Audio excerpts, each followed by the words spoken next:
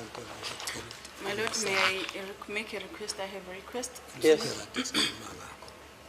With regards to what we previously spoken about, Bengisacela lokade sikhuluma ngakho. may I be Khona nje given, okungisilele ngifuna ukusho. there is something that I missed out that I wanted to mention. There'll be an opportunity in re-examination by your counsel Uzophinde unikezwe lelo thuba ke abameli ke mase kufanele ukuthi baphinde bakubuze ke imibuzo makuthi banayo imibuzo benayo bese unikezelwa ke ithuba lokuthi wena ke uphinde ke uchaze. Ngoba sukela beke kasakhuluma thathela bekwa ngapha khona ngiqeda. I did not complete my evidence with regards to this statement, and now it's being put aside. Yes. You can always, in re-examination by your counsel, raise those issues. Ngoba umnesi ke uzothi mekubuza ke imibuzo ephinde kubuze futhi imibuzo bese uyakuveza lokho kuyena ukuthi ke kune statement la engingathi ngisakhuluma ngaso sabekele eceleni ucela ukuthi ke aliveze lelo phuzu lelo noma ke uliveze wena kuyena. In Exhibit Triple E in brackets 6 on page 14, the particulars of Mr. Fiso Kuhle Ntuli appears, as well as the date on which the NetBank account was opened. The NetBank account was opened on the 7th of October 2011. But what we want to raise with you, Baba Zung, is that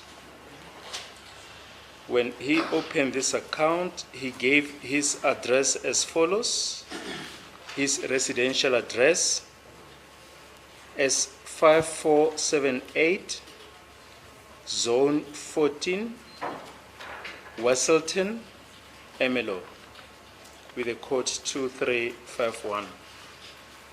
Manje ke babuzungu uzothanda ke ukuthi ubheke ke noma ke sibheke silandise lokufakazi obuyimininingwane ke lapho ke uFiso Kuhle Ntuli wayevula ke ibhangi lapha ke iaccount ke lapha ke eNetbank. Usheshe siyachaza ukuthi ke kuvela ukuthi ke Ntuli F Fiso Kuhle manje ke uthi date lapho kwavula ngayo le account umhla ka7 kuOctober kunyaka ka2011. Manje ke iphuzu engithanda ukuthi silibheke mina nawe baba uZungu ukuthi ke ikheli anikezela ngalo mangabe evula le account uthi ke uhlala ehouse number 5478 zone 14 Wesselton Emelo ke icode yakhona okuyi2351. Do you have any comment regarding the residential address that accused number 5, Mr. Fiso Kuhle Ntuli, gave? Manje kukhona yini ongathanda ukuphawula mayelana nalo daba ke lokuthi ke uFiso Kuhle Ntuli lo mayevula iaccount wasebenzisa ke leli kheli siceda kulibiza manje?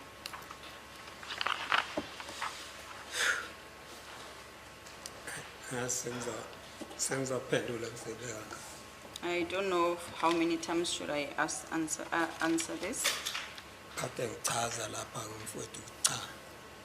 Ngiyaxolisa ngokuthi inkantolo engifake kwezinye izinto engaqondene na.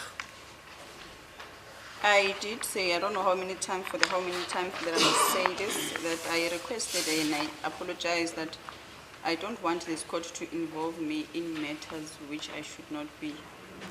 Akusho ukuthi ukusebenza kwami Emelo sengizokwazi yonke noma sengizoyifaka konke ongasaqondene na. It does not mean that, as I said, that I worked in ML, I then should involve myself in all these matters that should not involve me. Lokho nje ngiyaxolisa enkantolo. I apologize on that aspect to this court. Ngoba kungishaya ngokuthi mawungasebenza la eGoli sekufanele ngazi konke noma ngikhuluma indaba zabantu akufanele ngikhulume. In the same way that if I'm working now in Gauteng, then I'm supposed to now discuss all these things about Gauteng or about people. I'm not supposed to do that. Do you know if accused number 5, Mr. Ntuli, was staying in Wesselton, Emelo? Uyazi yini mhlawumbe ukuthi ke umangalela wesihlanu lona ke uFiso Kuhle Ntuli uke wahlala la endaweni yase-Emelo lapha eWestleton? Mphathi wami kuseyikho lokho engikushilo. Honorable Ngiyacela nje Prosecutor, lapho ukuthi ngingakhona ukuyifaka it's what I said, that I do not want to involve myself. ngoba kwenza ukuthi ngize ngiyifake ey'ntweni noma uthi yakhuluma ugcina usunje mawuyifaka. If you involve yourself in matters or in issues, you end up involving yourself. Ngiyazama ukuyigwema izinto ey'njengalezi I try to avoid such things, ukuthi ngikhulume ngegama lomuntu to talk about other people's names, ngoba kungithinta indawo. because it does not involve me or affect me in any way. We previously put it to the accused number 1. According to the cell phone records, was in Westleton, Emelo, from the period September to December 2019. Accused number 5 has also given an address in Westleton. Are you saying you're not able to comment on the fact that both accused 1 and accused number 5 are connected to Westleton, Emelo? Ngaphambi kokuthi sithathe ikhefu lokudla ke sisaveza udaba lokuthi ke umangalelo wokuqala ama-record wakhe noma umbiko wakhe wamakhalekhukhwini uveza udaba lokuthi ke ngesikhathi saka-September kufikela kuDisemba kunyaka ka-2019 wayesendaweni yase-Westleton e-Emelo. Phinde ngiyaveza ke mina ukusho ukuthi ke umangalelo wesihlanu mangabe eyovula ke i-account lapha ke eNedbank, ikheli lakhe alisebenzisayo yilo lona leli lase-Westleton nayo futhi e-Emelo. Manje uthi ke awuthanda ukuphawula ngaloko engicela ukusho. Chaza konke ukuthi cha ngoba bengize ngokunye uma sengifaka ukuthi ngisebenzile Emelo akusile icala le. No, I'm not, but what I'm stating is that I was here to testify on something else, but now if I'm said to, because I have worked in Emelo, and then now I must testify on that. Police impela lokho enkantolo. Apologies to this court about that. You're also not prepared to state whether you were staying in Westleton or not whilst working in Emelo. Njengokusho kwakho futhi nakhona awuthanda ukuphawula ukuthi noma wawuhlala ke endaweni yase-Westleton ungathi le uhlala e-Emelo nalapha awuthanda ukuphawula lutho. Cha ngishilo nje ukuthi izinto kufana lapho engangisebenza khona ngayinto esidingo esithile. Kodwa nje angikwazi ukuphawula ukuthi ngizophawula ngabantu lapho bengihlale khona. No, even mentioning where I was employed, that would be something else. So even staying there and working there would be something else. Ngoba nabantu engibazi abangena lapho engihlala khona. Kungenzeka athi lo ngizwe into eso ngalo muzi. Cela ukuthi ngalelanga ugcine phela kwenyanga ubheke enye indawo zokukhulunywa ngawe ngegama lalo muzi. And if that's why I'm saying that I do not want to mention people's names here, because it can happen that maybe next time I hear that I should look for another place or to stay because I have made mention of somebody's name.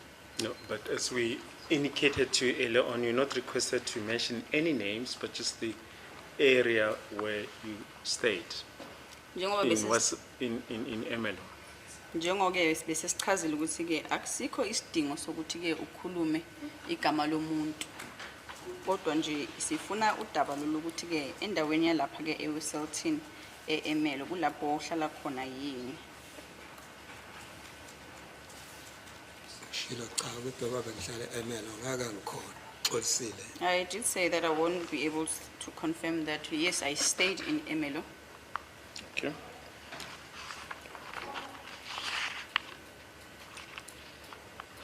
Do you know a person by the name of Umama Batethelele Zungu? Umama Batethelele Zungu yini yamazi? No. You don't know her at all? Awumazi nje stalo. I don't know her. But you are also from the Zungu family? Kodwa wena uphuma lapha ke emndenini wakaZungu. Yes. Ngizozama ukuchaza. I'm going to try and explain this. Yabona khona emizini ake ngibeke ngithi owakithi umuzi la ngoba angithi kusepitoli thola ukuthi umndeni noma omkhulu omunye ule noma ngazazi indawo zala eGoli ule kwenye iqaleni kongena uqala igoli uqhamuka ngapha koMpumalanga kwenye la. Let me just put it like this. Let me make an example. For an example, if my family, my household family, is the Zungu family, is in Pretoria, and other relatives or other big family members of the Zungus are far apart. I would not know areas in Johannesburg, but you can say far as to Mpumalanga, or from coming from the direction of Mpumalanga. It's fine. It was put in record that Umama Batathelele Zungu is the mother of accused number 5. You don't know that. Bese kubekiwe lapha mkwenkantolo ukuthi ke umama Bathathelele Zungu lo ungumama ka accused number 5. Yes. Hayi angifuni uqamba manga. I don't. Insizwa mase ngibuza insizwa qala insizwa zayihamba yonke indawo. Let me not lie. I'm saying that these boys, when they go anywhere of their in any places of their choice. Ngenzeka laba omalume bakuthothi ngiyabazi. It can be that I know their uncles Ngobuzungu because Zungu. uthola ukuthi umndeni wethu nabo mawenza into awenze awubizani naloyo unesigungu sawo nje sizayo. And to find out that maybe as and when we have our own different sermon or we hold our own different ceremonies, they do not call the entire family. Each and every one of the Zungus maybe would have their own preferred crowd. Ngikanekise nje mina ngingokwaZungu. Let me just say, make an example, because I'm from the Zungus. Inkantolo yami ngamahlabathi. And my magistrate court would be eMahlabathini. KunoZungu abaningi. Ngisho inkosi yakwaZungu ilapha. Kodwa mina ngoba ngikhona siya ngoba sibizwe ngokobukhosi siyakhona. And umuzi nje. I would know, you find other Zungus from at Mahlabati, and I would be called with or maybe if we were called or summoned to come to the king of the Zungus, they would only go on that instant.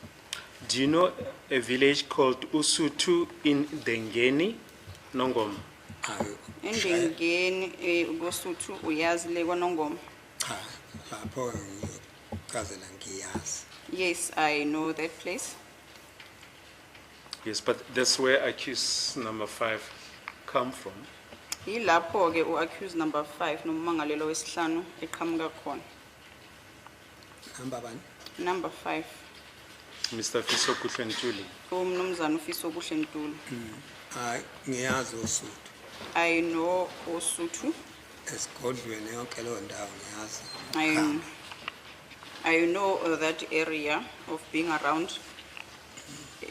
In that, I know that area, that particular area. Angubekele kahle futhi isithombe ukuthi ngoba ngisho lapho nje oSuthu siyagibela ekhona. Ningi mze yakwaZungu siyahamba ngangento ethile njengoba kuseduze wasebukhosini sihamba kanjani. Let me just rather put it this way. Mawuthi ke baba nyagibela kuya khona usho ukuthi mhlambe nisho ukuthi ngiyagibela imoto noma usho ke ukuthi niyakhuphuka imoto yagibela noma uyahamba nangeenyawo.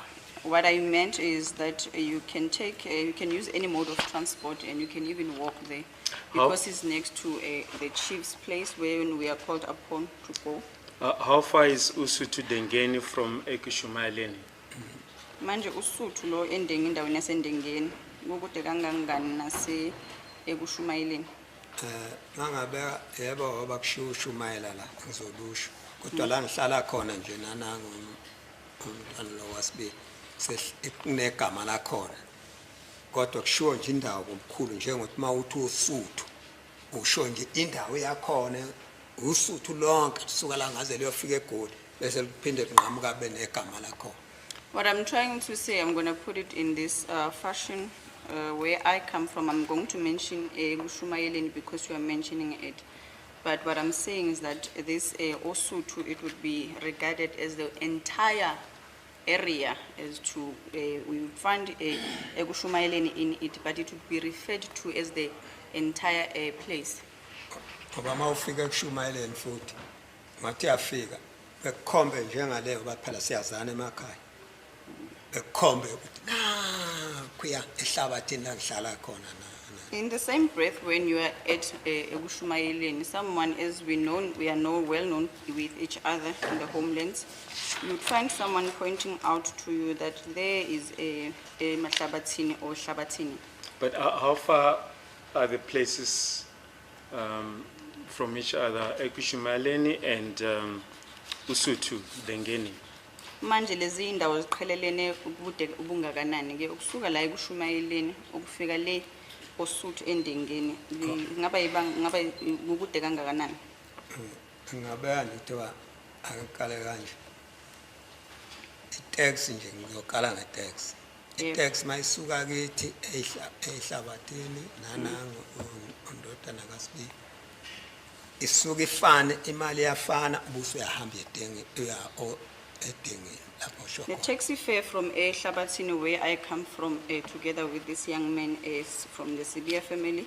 If you were to pay a fee from Ehlabathini taxi to town, you will pay the same amount to Endengeni. It will be of the same amount. Yabona uma uzokwehla khona usuke ekhaya uShumayeleni kuba njengamanje itaxi nobisuke ziya kwaNongoma ziyeLundi ziye eMahlabathini mawufika uthi ngiyala eclinic lapho khona yena njana ukhokha 20 rand ufika wehleke lapha itaxi usaqhubeka ke suke ekhaya Uzokhokha malini? 20 rand. You would pay an amount of 20 rands from Ekushumayeleni. Yeah. Then this taxi would also go to Unongoma, Ulundi. But where we come from, you will take this taxi and upon alighting at the clinic, you'll pay an amount of 20 rands. Uyahamba nangeenyawo. You can also walk. Uvuka ekuseni wazi ukuthi ngizohamba ngeenyawo. If you wake up early in the morning knowing that you are going to walk there. So it's within, did you say it's within walking distance from Ekushumayeleni to Usuthu Dengeni? Uthe ungakwazi ukuthi usuke ekushumayeleni uye Osuthu endengeni. Ungakwazi uhamba ngenyawo ngafika. Yes, walking. Noma uthole transport mase usugibela khona uyangapha uya ekushumayeleni uye lapha engihlala khona soba lo mana 20 rand mabuya le futhi 20 rand uyafana ushumayela luyinto eyodwa. Yes, it is a walking distance. Even when you board a taxi, you would pay an amount of 20 rands from Ekushumayeleni to there. You can walk, but if you take a taxi, then an amount of 20 rands will be paid.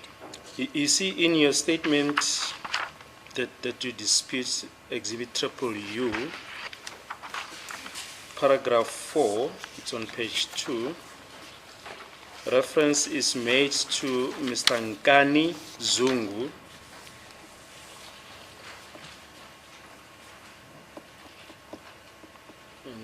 As Nkani is accused number 5, and he is Ntuli. And as we mentioned, that his mother is from the Zungu family, Miss Batelele Dlamini. I'm sorry, Batelele Zungu. So the fact is this, Baba Zungu, that whoever refers to accused number 5 with his mother's surname means that they know the person very well. Manje ke kulesi statement siyavuma ukuthi yebo ke usiphikile ukuthi awuzange wena ke usibhalisa lesi statement. Kodwa ke kulesi statement kuvela ke igama la kaNkani Zungu okumangalelo wesihlanu la. Kanti ke siyasaveza nephuzu lokuthi ke umama Bathethelele Zungu umama ka accused number 5.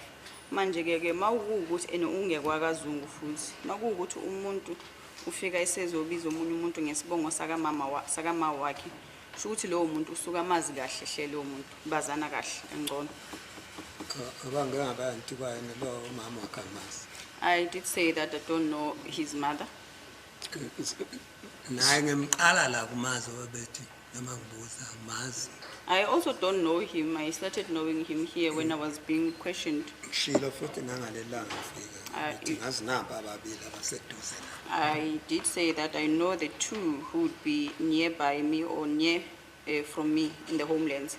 So how would Brigadier Ginina have known, or the 5 people that you say were telling him what to write, how would they have known about this information? Manje uBrigadier Gininda bekazothatha phi lokho konke okubhalelwa kule ngxenye yestatement ukuthi ke njengoba uthi wena kwakukhuluma abanye abantu labantu abahlanu labe bazothatha phi lo mniningwane lo. Uma sikhuluma ngoNtuli abekhona abamaziyo abanye lapha. When we saying we must speak about Ntuli now, from those people, is there not any of them who's known to Ntuli or who knows Ntuli? But are you saying they also knew that his mother is from the Zungu family? Usho ukuthi bebazi nabo noma kunjalo ke usho ukuthi bebazi bona labo bantu labo ukuthi ke umama wakhe uvela noma ke ungewakwaZungu. Bebazi. They knew. Yes, but how did they know that? Bebazi kanjani? Angithi qhamuka Gininda. This is from Gininda, right? Uthathe phi yena? Where did Gininda get that? And whilst we're still on the statement, it indicates that it was taken at the head office of South African Police at Maupanaga. You mentioned that you were taken to a house. Are you referring to this building in Maupanaga? Manje kuthiwa ke lesi statement isithathwe emahhovisini amakhulu ke wesiphoyisa endaweni yaseMaupanaga. Uthe mawubuza wena ukuthi ke kwakuyindawo enjani leyo, wena wathi ke kwakuyindawo evulekile. Bokhuluma ngayo yona le ndawo yaseMaupanaga. Angiyazi. I don't know it until now. Was it a high-rise building with several floors? Bekuyi umakhiwo yini oneyitori noma ke o stories lapho ukuthi kumele ukuthi ngigibele khona izitebhisi. Hayi angiyazi. I don't know it. Angikhombe ukuthi nansi. I would not point it out to say as to this is it, this is the one. But it was an office block, not a house, as you put it. Kwakuyindlela noma ke umakhiwo wakhona yilo ofana nowamahhovisi kodwa kungasiyona umakhiwo wendlu. Ngizophendula ngithini ngoba phela sengichaze nje konke ukuthi I don't know what. ngendlela mina engikhulume ngayo ukuthi kwakuyisimanga kanjani ngize ngiyofika lapha. I don't know how to explain that now because I've already explained as to how is it that I got there. Futhi kuyiphutha ngami inkantolo izongibuza ngento engingazi ngesi police station. Police station yawazi uyibona. And it would be a mistake if the court is going to ask me questions on something that I don't know. One can tell if it is a police station structure or building. If we can then just come back to those events in Emelo. You related an incident that you say occurred on Constable Zungu's first visit to Emelo in 2018, namely that he called you from town at night and you were at work. You requested Mbekiseni to go fetch him from town, is that correct? Oh, sibuyele ke kule ndaba yokufika kwendodana yakho Constable Zungu lapho wena uhlala khona endaweni yase-Emelo ngonyaka ka-2018 ukuthi uye wachazela inkundla wena ukuthi ke wakufonela ukuthi ke usedolobheni lapha e-Emelo ukuthi wena wacela ke uMbekiseni lo ukuthi ke akahambe ayomlanda le dorobheni. Yebo. Yes. And you testify that you asked Mbekiseni to borrow transport money in order to bring Constable Zungu to your place, is that correct? Wase uyachaza nokuthi ke wathi ke nakuMbekiseni makaboleke ke imali azokwazi ukuthi ke azolanda lo Constable Zungu. Yes, he did borrow money. Yes. You see, the version that you gave in your evidence in chief is that you called someone and you ask that person to borrow Mbekiseni money, wena uma ucala unikezela ngobufakazi bakho wayisho ngale ndlela elandelayo ukuthi ke wena ukhona umuntu owamshayela ke ucingo ukuthi ke akaboleke umbhekiseni imali and that you later refunded that person. wase uthi ke egcineni wase ugcina umkhokhela ke lowo muntu loyo. ngiyazwa ngiyabuza I don't fully understand. uhlala next door eduzane mawusuku uyahamba mawuhlala khona lengane lenisho. This person that I made mention of resides or stays next door. He's a next door neighbor to this boy that you are mentioning. ngathi akaye kumuntu lo seduzane osebenza yana kubani ngoba simjoyina fuka akunikeze imali. And then I said to him that you should go to this particular person because he's known to us, and then he can give you the money. ebese emlanda ke buya naye ke ngathi uyazi ufika umvulele endlini. Then he went to go fetch him, and I told him that you know where how to open, how to get inside. Then you open for him. Sengimbuzile ke efonini phambi ukuthi ngifonele lo utakamlanda bekuseni. Sengimbuzile mina ukuthi yini indaba ufike ebusuku ungafoni. I then asked him before I could phone Mbekiseni to go and fetch him, why is it that you come late in the evening without calling? Yes, but Baba Zungu, sorry to ngiyalapha interrupt, sorry. bengisaqedela Let me busambuzi. finish this. Sorry. Ngathi nginikeze lona ngumlayela ukuthi uyasazi ke vese isikhiyi. Ngimbuza ke uConstable Zungu ukuthi kwenziwa yini ukufika ebusuku uze kimi na ungafoni futhi. I then, because this boy knows where I keep the key, I then said he must fetch him from town and then bring him home. And I then asked Constable Zungu as to why is he coming in the evening, late in the evening, without even calling me. Wathi ke mangimbuza lokho.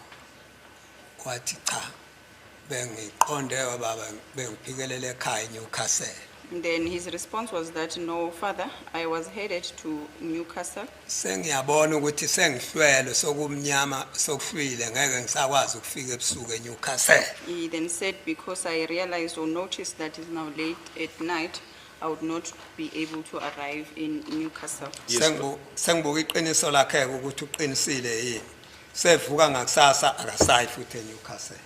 Upon myself, questioning myself or trying to find out as to whether he was telling the truth or not, then he wakes up the next morning, he does no longer go there. But you see, Baba Zungu, you're missing the point. The question is, you are saying that Mbekiseni went to someone who lives nearby to borrow money, whereas in your evidence in chief, you stated that you called a person and asked that person to give Mbekiseni money and that you later refunded that person. Manje ke, You see the difference? umehluko engifuna ukukuvezela wona babuzungu lana ukuthi ke lolu daba wena ngendlela osuluchaza ngayo manje alisafanani nangendlela ke ulichaze ngayo ngaphambilini.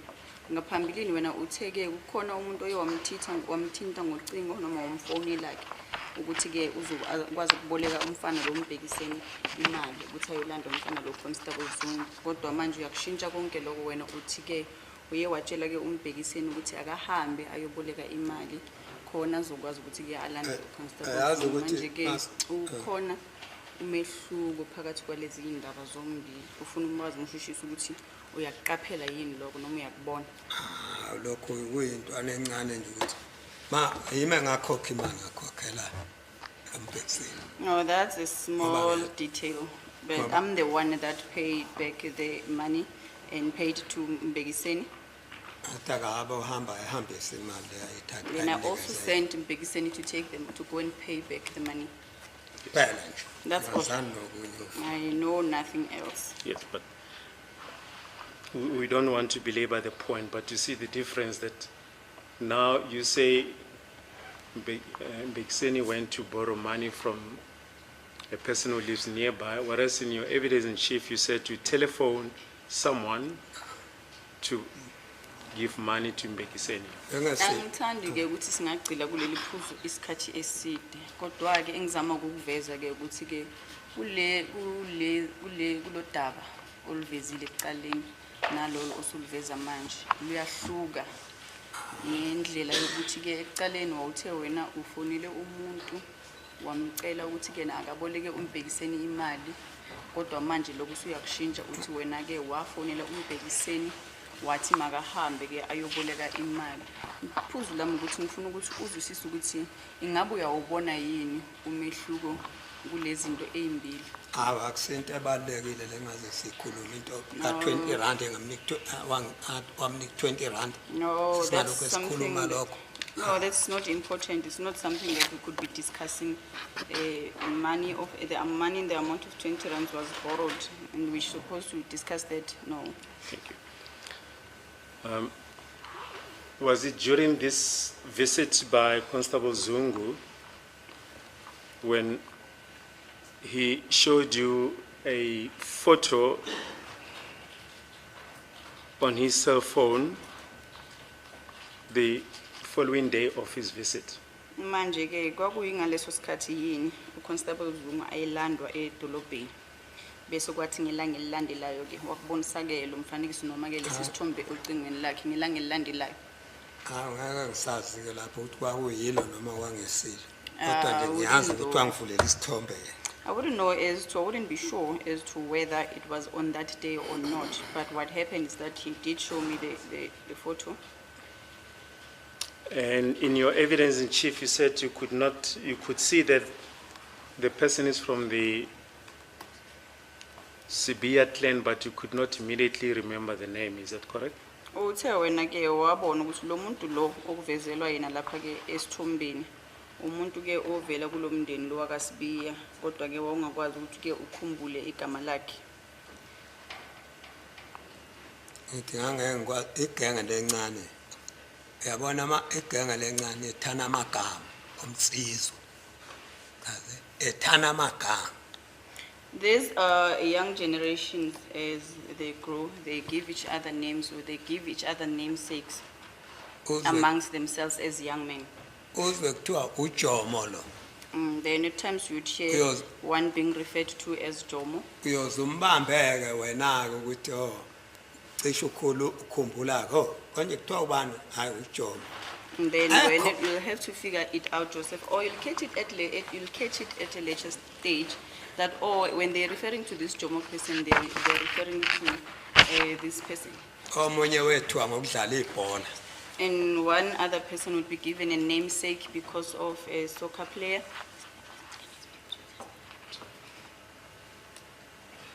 I'm sorry, my lord,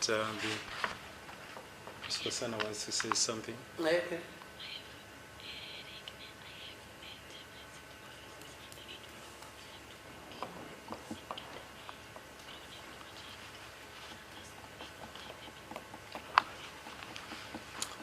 She's just asking to be excused for a short. She says we don't need to adjourn, just for a short period just to get something.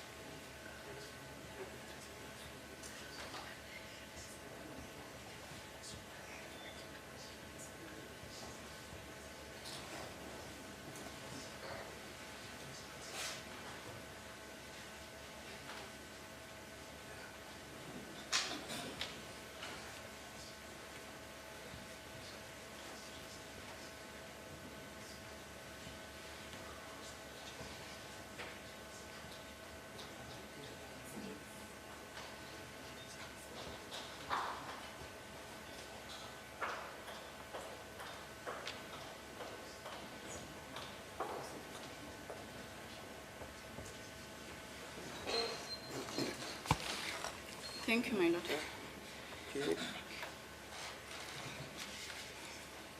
Mabazungu, without going into details, you mentioned that you received requests from Constable Zungu to see Brigadier Gininda, and that you eventually acquiesced and agreed to see Brigadier Gininda. Did the witness made a request that he wants to see? That Constable Zungu Okay. asked you to see Brigadier Gininda, and that you eventually agreed to see Brigadier Gininda. Ngaphandle ke ukuthi singenelele kulolu daba mayelana naloko kushiwo Constable Zungu mayelana naloko othi wena ke uConstable Zungu wakwenza ukuthi ke wakutshela ke ukuthi uBrigadier Gininda ufuna ke ukubona kanti ke futhi ekugcineni wagcina uhlangene naye uBrigadier Gininda. Washo. Yes, my son said that. Yes. Constantly calling. Yes. We are going to set out a series of events as testified to by Brigadier Gininda that will show that your entire version that he called you and addressed you as Mzilikazi Kamashobani, that he came to fetch you, that version is incorrect. Manje ke sizolandisela ukuthi ke uBrigadier Gininda ke wafika lapha phambi kwenkundla wafakaza wathini okuzobonisa ke ukuthi lokho okushoyo wena akusingaleyo ndlela eyenzeka ngayo ukuthi uBrigadier Gininda wakufonela wakubiza Mzilikazi kaMashobane kanti ke futhi weza wazokulanda lapho ukuthi akusingaleyo ndlela wena uyichaze ngayo. I said to you that he called. What ufuna ucela ubona athi mina indaba athi hayi ufuna ukukhuluma nami. He phoned me and said that he wanted to see me, and then I asked him as to what is in regard with, and then he said, and then I said to him, no. Nango ke selapha na ke sethi hayi ucela ukubona. And then he then arrived again to say that he's here, he wants to see you. Did you know where Constable Zungu was stationed? Around 2014? Ubuwazi ukuthi ke uConstable Zungu wayesebenzela kwesiphi station samaphoyisa ke ngonyaka ka2014. Angisazi ngazi lesayeve sengene sona. No, I don't know. I knew the one that he told me about. Which one is that? Isiphi sona leso station? Angisisho igama laso bangisasazi manje. I will not mention. I won't be able to say that name because I can't remember it. But he did say that he was working around Boksburg area. Does the name Sebenza ring a bell? Mhlambe mangithi Sebenza kukhona okukhumbulayo. Mangithi mangibiza legama elithi Sebenza. Mhlambe kukhona yini mangilisho legama bese kuba khona okukhumbulayo mhlambe. No. Angifune nje nakukhumbula baze ngubambe ngisho kangazi usegoli nje usegoli. No, I never kept it in mind. All I knew was that he was in Gauteng. When did you say, when last did you see him? Konje wawugcine nini ukumbona? Yena. Are you referring to him? Yes, Constable Zungu. Sikhuluma ngaye ke uConstable Zungu. Khaya wakwafika ngaphandle kokunyeka kufikela ngeenkinga zakhe nabafowabo. He came at home in the homelands and come and tell me with his problems with his brothers, between him and his brothers. Yes, but after, I'm sorry to interrupt you, after the interview with Brigadier Gininda, did you see him again? Emveni kokuthi ke so ube nale ngxoxo noma ke kuyokhuluma naye ke uBrigadier Gininda emveni kwalokho waphinde wambona futhi. Hayi asakhumbula. I don't remember. Ngizwile nje ngoma lokho kuthiwa kwabasekhaya. I've heard that he stated or he said that he came home, but phela ukuthi ubukhuluma nengane yakho ububeka ukuthi ubhala phansi. When you're talking to your son, it's not all times that you take note that here and here I was talking to my son. Did you say he was raised by her maternal grandmother in Newcastle or Nkandla? Uthe ke wakhuliswa ugogo wakhe ke ngale komamakhe eNewcastle noma ke eNkandla. Akhuliswa ngabazali bakhona ekhaya. He was brought up by the grandparents in Nkandla. Did you say the mother lived in Newcastle? Uthe uma wakhe na wayehlala ke endaweni eseNewcastle. Cha, ingane le ikhulele enkandla. This child grew up in Nkandla. Shuthi kwashona omalume bakhe kwashona ugogo wakhe. Ngathi ngizwa nami sengibuza ngithi ngimbona ukuthi ukuphi. The uncles passed on, the grandmother passed on, and when I heard of that, I then inquired of the whereabouts of this boy. And you What? say, I'm sorry, you say he did visit you in Mahlabatini, is that correct? Uthe yena wayekuvakashela ke endaweni yaseMahlabathini. Akangiqedele la bengiqeda khona bese ngiyaphendula nawe. Now I'll get to that question. Let me finish what I wanted to say. Shuthi wabe sesuka enkandla. He then Ehamba. left Nkandla, Eya kumamncane and then he went to his maternal aunt. eNewcastle ke wahlala khona. He stayed Doti with- kade ehlala khona. He stayed with the maternal aunt in Newcastle. Yes. Mina ke okwase uthi wakwangivakashela yini. Wayefika njengoba ngikhuluma manje seyingane njengoba ngo Christmas nje. Afika nje kube mnandi ekhaya kuhlala. Yes, Kodwa ukufunda you- kafundanga. No, he never stayed there full time. He only came to visit me on Christmas as a child, to come and visit me. And you say he's, according to your evidence, the same age as accused number 1. Ngokuya ngawe ke uthe wena bangontanga laba noma ke ishe mhlambe bayalingana ngeminyaka. Yena nomangalelo wokuqala. Awubuza into engadibani ke nami lokhu Yeah, kakhulu. no, Ukuthi asking me questions about ngithi things ngimazi that do ukuthi not. wayemazi lo wakhulela ehlabathi endaweni yasekhaya no eduze nami. Muphi lo baba? Kusibiya. Sibiya grew up in Ehlabathini, where in our area where we stayed. uConstable Zungu Constable Zungu. ebefika uma kungamaholide And Constable bebengamazi bonke nje igenge yakithi eningi cishe uzewaziwa noma babili bathatha bamaziyo. He was not known to these people from that area. He would only come during holidays. Maybe he might have been known by 2 or 3 people, but they did not know him. Baze bemboneke la esesebenza la eGolike baze batshena nama sebembona ngithi hayi ngakithi bani lo kanje unganuzalo bani hawu besingamazi. And now they saw him now, or they only met him now that he is working here in Gauteng, saying that we know this person it comes from my hometown, is from this and such a family. Oh, we didn't know that. But Baba Zungu, the question was, you testify that Constable Zungu and accused number 1 are in the same age group or the same age category. Kodwa ke kube ubufakazi bakho ukuthi ke bangaba wontanga laba ke Constable Zungu nomangalelo wokuqala. Ayazi ukuthi mangabe uyibekile into uyibeka ithi ngqo besession ukuthi ngintanga nokuthi ubani noma ngakhuluma kanjani untanga sithi sengaba ngumbuzo ongangibuza ngomntanga ngcono ngibuze ngoku uma ngiyakuzwa uma ngibuza ngoku untanga ngoba nampa nje bakhona nampa bakhona ngeke ngisho ukuthi ngibani umdala angithe nje untanga kuphelile. In some way, if I say that they're of the same age group, that is how maybe I classify them. As in how they are seated now in court, I would not be able to say who's the eldest. Did you know for how long Constable Zungu or for how long is Constable Zungu a police officer? Uyazi ke noma unalwazi lokuthi ke uConstable Zungu lona unesikhathi esingakanani isebenzela isiphoyisa noma ke eyiphoyisa.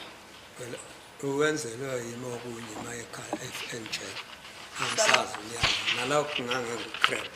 I do not know the year, but I was assisting him with other things, so I did not take note of the year. Kodwa ngiyacabanga senesikhathi esisitene sebenza. I think that it's been a long period now, a long time that he has been a police officer. Nami uyawuhlanganisa u20 manje noma angazi oba nguprem ngibonga nje mangimbona.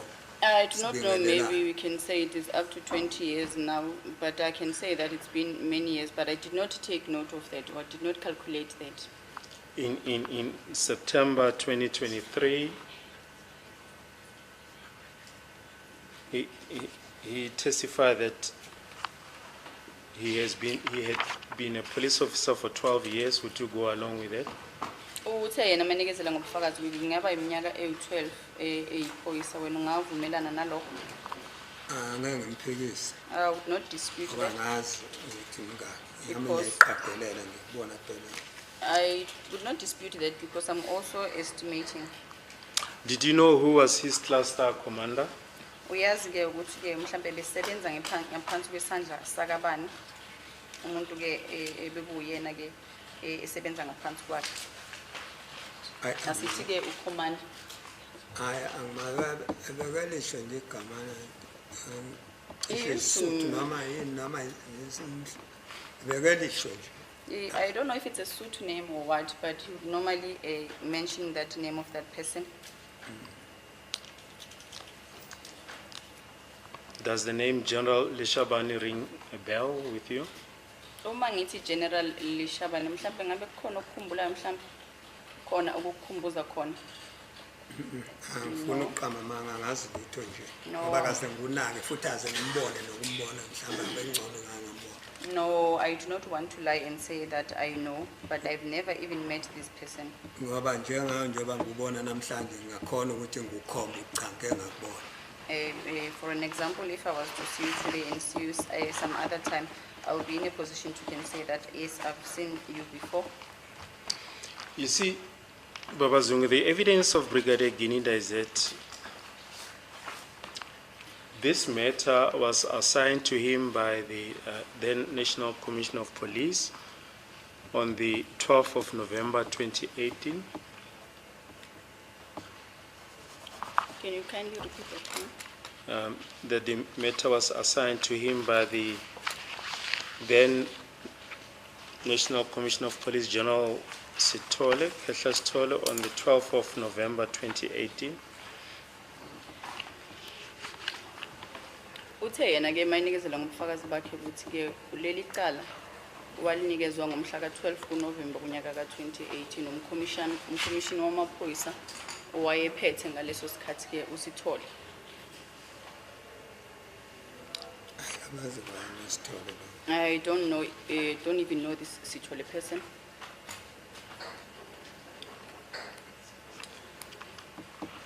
And he further testified that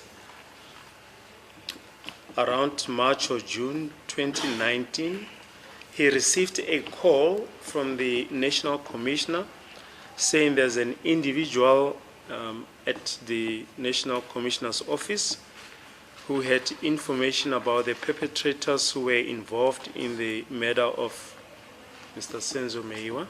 Uthi ke ngeinkathi zabo March kunyaka ka2019 waseke uyasho ke umcommissioner futhi ugeneral umcommissioner wamaphoyisa wangaleso sikhathi ukusho ukuthi ke kukhona ke onolwazi mayelana ke nabantu ke ababulala ke uSenzo Meiwa osebenzela ke lapha ke emahhovisini abo amakhulu. This we see in the proceedings of 17 October 2024, page 37, from line 4. Konke lokhu sikuthola ke obufakazini obucoshiwe obathulwa lapha phambi kwenkundla mhla ka17 ku-October kunyaka ka2024 ku-paragraph number 37 ku-line number 4. Do you have any comment? Kukhona ongathanda ukuphawula kulo. Angazi lutho. I know nothing. Then from line 14, it testified as follows. He then proceeded to the office of the National Commissioner Uthi ke ku-line because he number says 14, when the National Commissioner called him, he was not at the office. And he says, upon arrival at the National Commissioner's office, Constable Zungu was then introduced to him for the first time as the person who had the information. Uthi yena ke emisho ku line number 14 uthi ke ngenxa yokuthi ke ngalesa sikhathi umcommissioner wamaphoyisa ke emfonela wayengekho ke ehofisini uthi ke wase uyahamba uya lapho ke ehofisini lakhe umcommissioner wamaphoyisa uthi mayifika lapho ke waqala ukubonana noma waziswa ngo Constable Zungu njengomuntu onale mniningwane le esisakhuluma ngayo ukuthi ke unolwazi mayelana nabantu ke ababulala ke uSenzo Meyiwe. Why qinisile mayithi unolwazi? He was correct to say that he had information. Yes. Or he had knowledge rather. At line 21, Brigadier Gininda, he says, after meeting Constable Zungu, Constable Zungu gave him a report that suggested that his father, that is now yourself, was sort of a direct witness to what he was telling him about. The first reporting saying, I have information. My father witnessed certain discussions that implicates two individuals, and that is where now the name of accused 1 and 2 came up, but the father was not present. Manje ke usinkathi ke ehlangana naye ke umcommissioner wamaphoyisa lona ke uBrigadier Gininda wase uyahlanganiswa ke naye uConstable Zungu okuwukuthi lapho uConstable Zungu yena ngowakhe umlomo washo ukuthi ke noma wamnikeza ke umbiko ukuthi ke ubaba wakhe esho wena ekhuluma ngawo ukuthi wena unabo ke ulwazi mayelana ke nabantu ababili ababandakanyekayo kuleso senzo sokubulawa kwaSenzo Meyiwe kulapho ke kwavela amagama wakamangalelo wokuqala nomangalelo ke wesibili uthi ke wena wawukhona noma ke unobufakazi beingxoxo ezike zabakhona phakathi kwalabantu laba ababili ke kuyilapho kwavela khona ke igama lakamangalelo wokuqala nomangalelo wesibili kodwa ngaleso sikhathi kuba lenkulumo phakathi kwaBrigadier Gininda nomcommissioner wamaphoyisa noConstable Zungu wawungekho wena. Then I'm sorry? Let me respond. Yes. Yazi into abangichaza ngithi mina uqinisile mayithi wayekhona. Lapho okwenzeka khona kaMeyiwe. That's why I'm saying that he's telling the truth when he said he was there when this thing of Meyiwe happened. He's telling the truth. Akaqamba manga nayi ngqo. He is not lying. Here is a statement that we had been referring to. He was not lying. Here is the statement. Uye wahamba ofakaza nala enkantolo wafakaza ukuthi nguyena owazi. He is the one that made a statement, came to this court and gave oral evidence in saying that he was nearby the place where the incident took place. Why did they not call me to come and testify? Then on page 38, on the 17th of October 2024, line 10, Brigadier Gininda, my lord, I then told him that I would need to speak to the father to obtain his statement with regard to confirmation of what he was telling me. We parted ways with that understanding that he will try to convince his father to come forward so that then the interview and the statement can be obtained. Uthi ke emveni kwaleyo nkulumo yabo yina ke uConstable Zungu ebanikeze yona mayelana nokuthi wena ke unolwazi mayelana ke nalesi isigameko uthi ke yena wayeselindeleke ukuthi yena uConstable Zungu uzoxhumana nawe bese ke ekucela ukuthi ke kufanele ke ukuthi kuthathwe ke istatement sakho. Do you want to comment? In which year was this? This is now in 2019. 2019. 2019. Hayi inkantolo ayikhuluma iqiniso. 2019. Did you say 2019? Can you please tell the truth? Hayi kahle. No. Constable Zungu efakaza ukuthi ngo2014 wayekhona la wayekhona eduzana. Constable Zungu has testified that in 2014 he was nearby the place where the incident took place. No. Ikho ngithi yonke lento ayilungi nje ngayo lobu bugebengu obukhona. That's why I said that this thing is not coming right because of the criminality in it. No, Mr. Hayi phela ngikhuluma iqiniso ngeke ngishintshe ukuthi uyazi lo.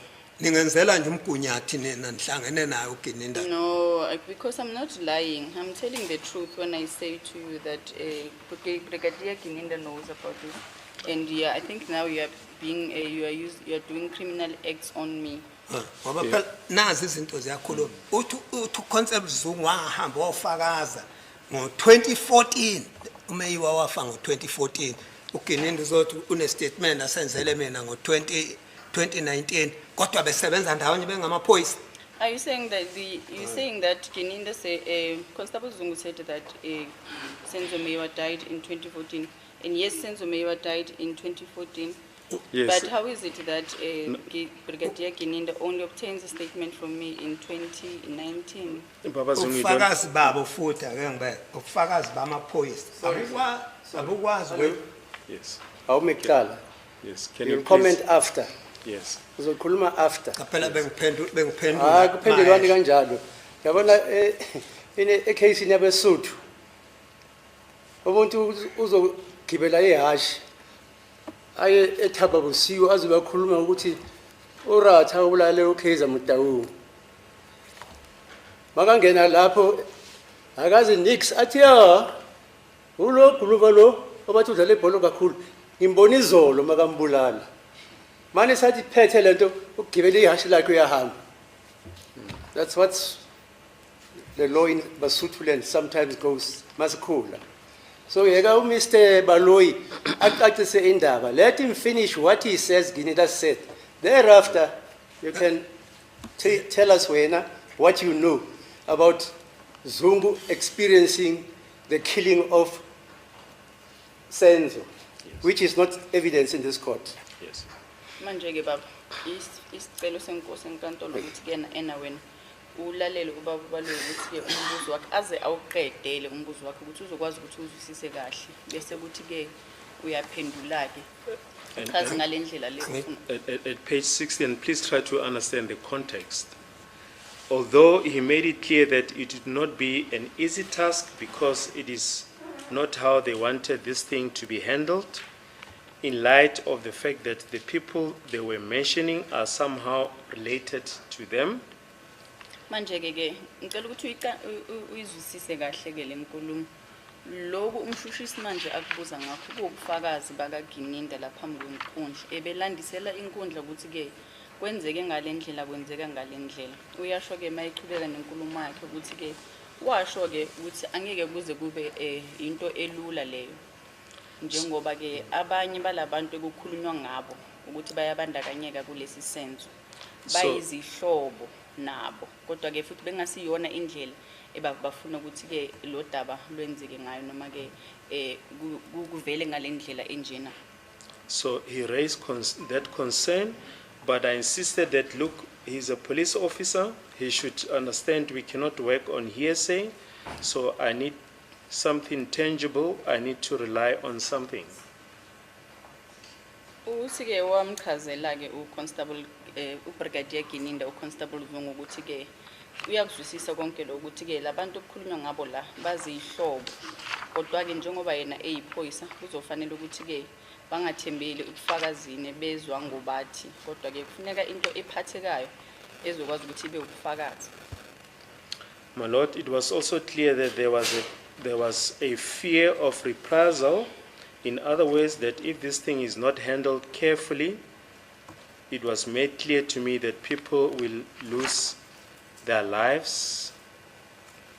Manje ke kuye kwacaca kuyena uBrigadier Gininda uthi uyachaza ukuthi kwamcacela ke yena ukuthi ke kwabasobala ukuthi makuwukuthi kukhona ke ukwesaba ukukhona ngoba ke makuwukuthi le ndaba le ayiphathwa ngendlela efanele kukhona abantu abangahle balahlekelwe impilo zabo.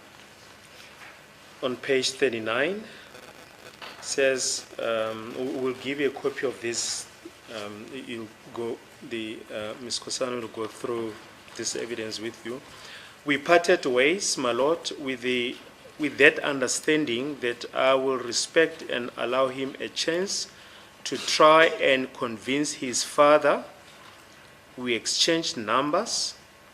I took his number and also established where he was stationed, which was at that stage under the information he gave me under General, says Shaban, but should be Le Shaban.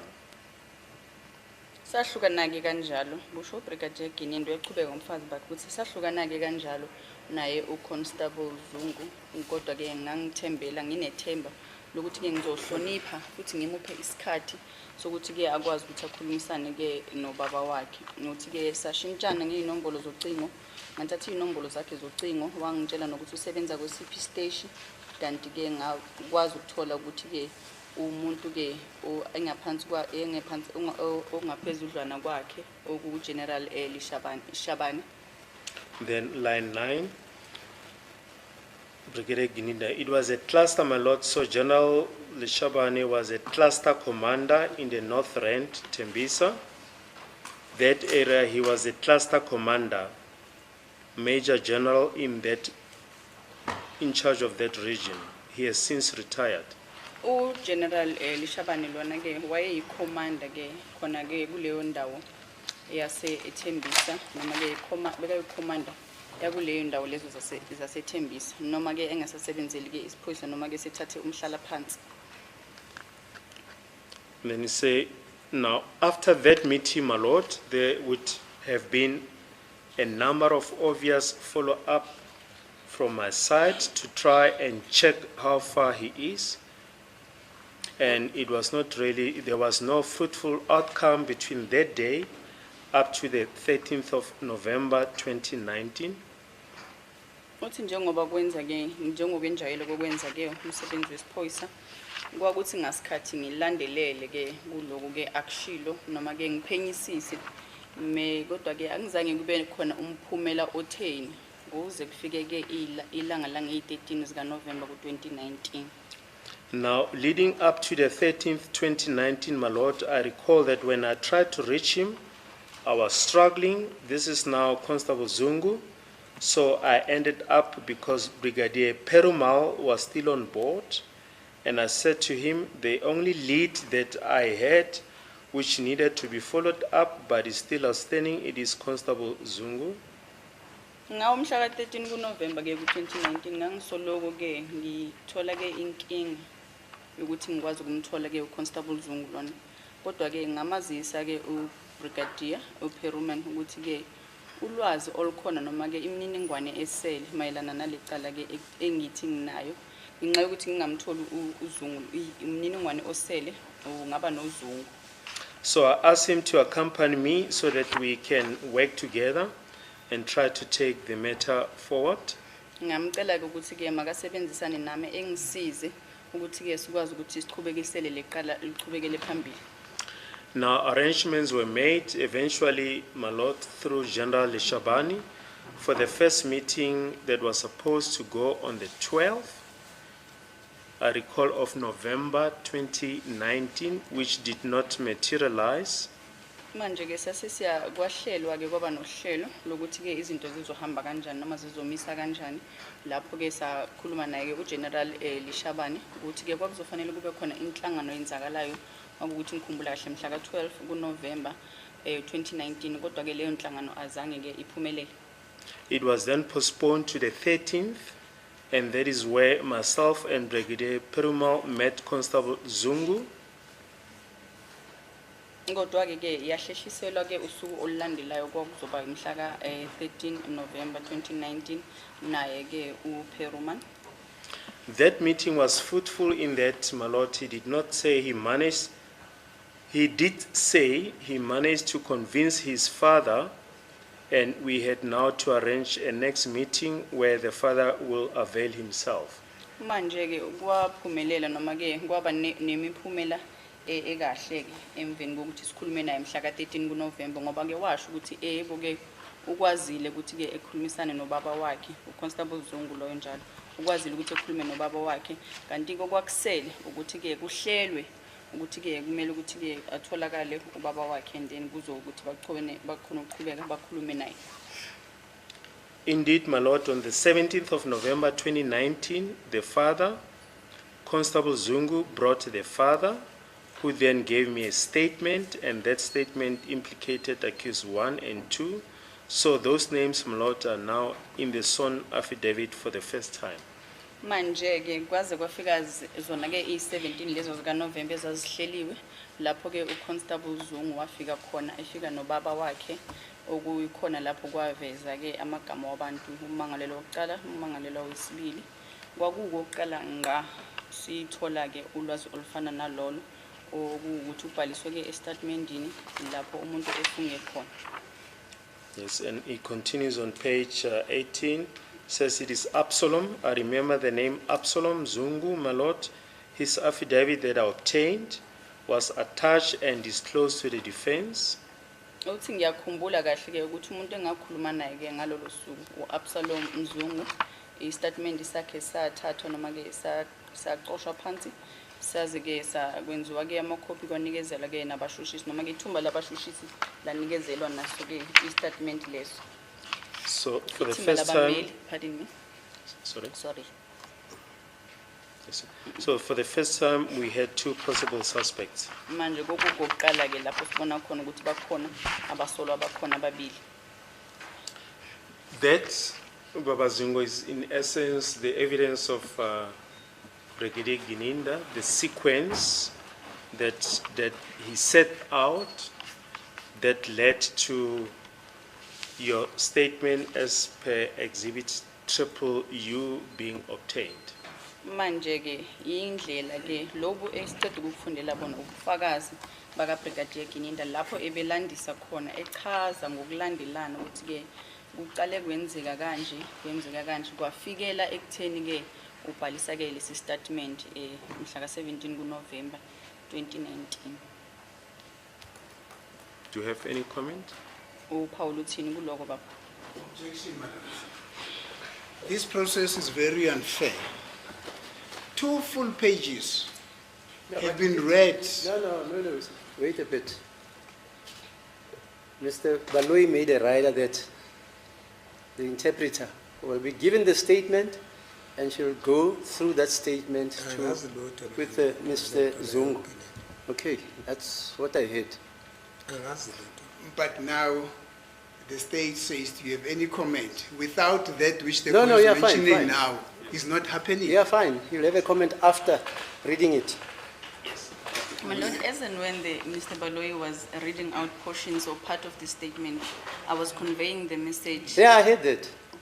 I heard that interpretation. That is the reason why, my lord, I'm saying this process is unfair, because 2 full pages have been read to this witness. How is he then expected to remember what was read from the It will be very read first paragraph of the first page? It will be read by him, Mr. Zungu himself, again, because I'm told he's literate in English, and then he will respond, either in English or Zulu. Okay. I'm not even so sure, my lord, whether he's literate in English. I don't know where the court gets that Mr. Zungu is literate. He did say that in court. Uyasizwa isilungu, Mr. Zungu. Baba, uyasizwa isingisi lesi, uyasizwa.